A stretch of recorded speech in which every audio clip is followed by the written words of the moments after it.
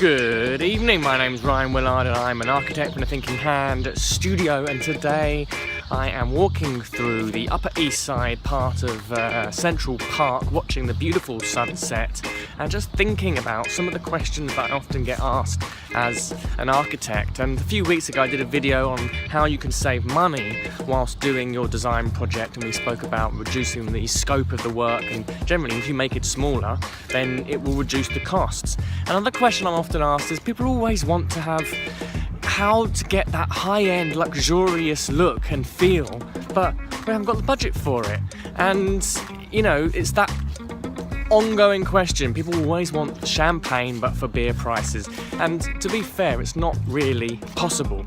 But one thing that I can say is redefining what we think of as high-end and luxury, and actually what makes a space attractive, what makes a space feel valuable, what makes a home feel like it's worth millions. And for me, what that is when a house or a home is expressed. It represents the person who lives inside it.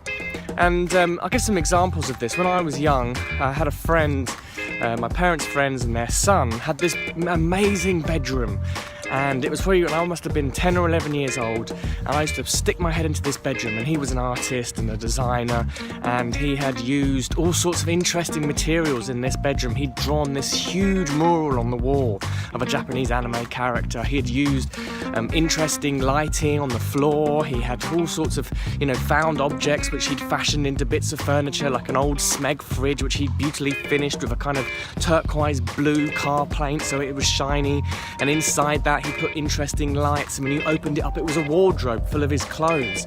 And this room totally enchanted me.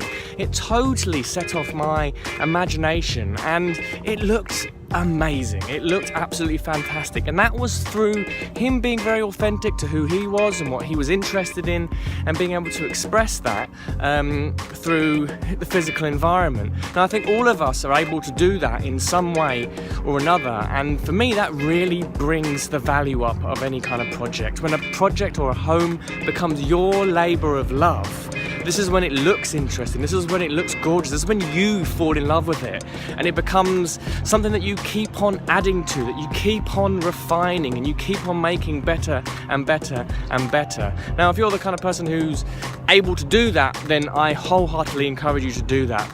And if not, a designer, hiring or working with a designer to go through that process with you and kind of be your hands, if you like, to help you kind of pull that out of yourself, is a perfect way of really adding value to your space and getting that luxurious feel to a home. Luxury in the home is somewhere that's got a story to it, it's got a narrative to it, it's got your heart and soul and your expression, and it's somewhere that just feels like it's home. That's luxury. So I hope you've enjoyed that, and I've got plenty more to say on the topic. I look forward to speaking to you all again soon.